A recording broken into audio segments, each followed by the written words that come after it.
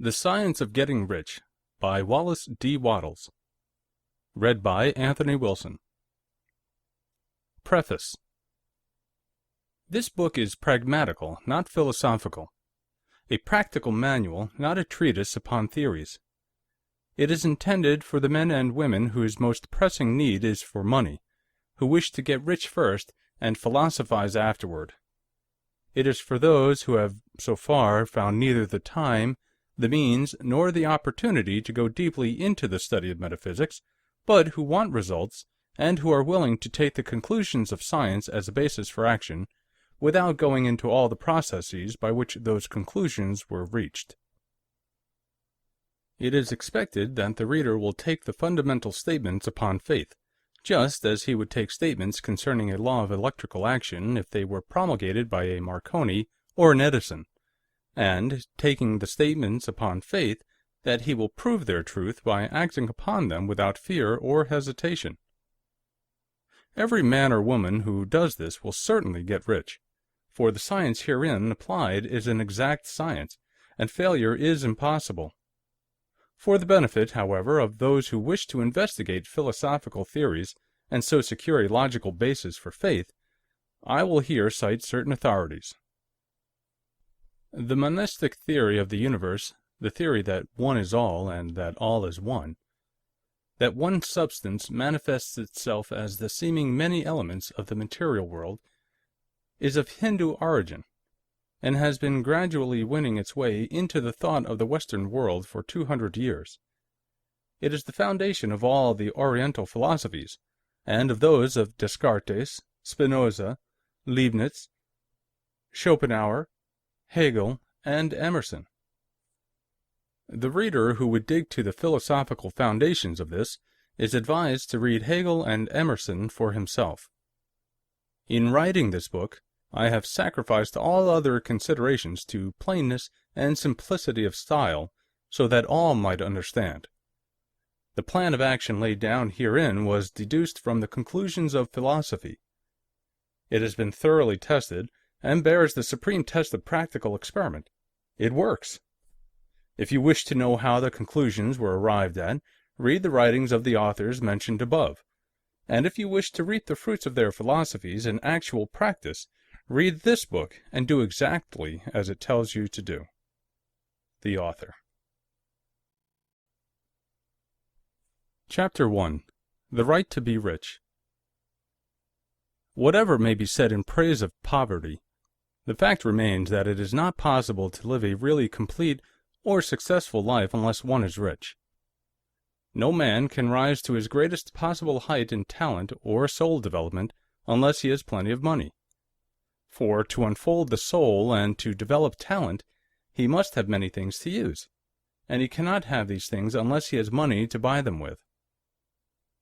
A man develops in mind, soul, and body by making use of things, and society is so organized that man must have money in order to become the possessor of things. Therefore, the basis of all advancement for man must be the science of getting rich. The object of all life is development, and everything that lives has an inalienable right to all the development it is capable of attaining. Man's right to life means his right to have the free and unrestricted use of all the things which may be necessary to his fullest mental, spiritual, and physical unfoldment, or in other words, his right to be rich. In this book I shall not speak of riches in a figurative way. To be really rich does not mean to be satisfied or contented with a little. No man ought to be satisfied with a little if he is capable of using and enjoying more. The purpose of nature is the advancement and unfoldment of life, and every man should have all that can contribute to the power, elegance, beauty, and richness of life. To be content with less is sinful. The man who owns all he wants for the living of all the life he is capable of living is rich, and no man who has not plenty of money can have all he wants. Life has advanced so far and become so complex that even the most ordinary man or woman requires a great amount of wealth in order to live in a manner that even approaches completeness. Every person naturally wants to become all that they are capable of becoming. This desire to realize innate possibilities is inherent in human nature. We cannot help wanting to be all that we can be. Success in life is becoming what you want to be. There is nothing wrong in wanting to get rich.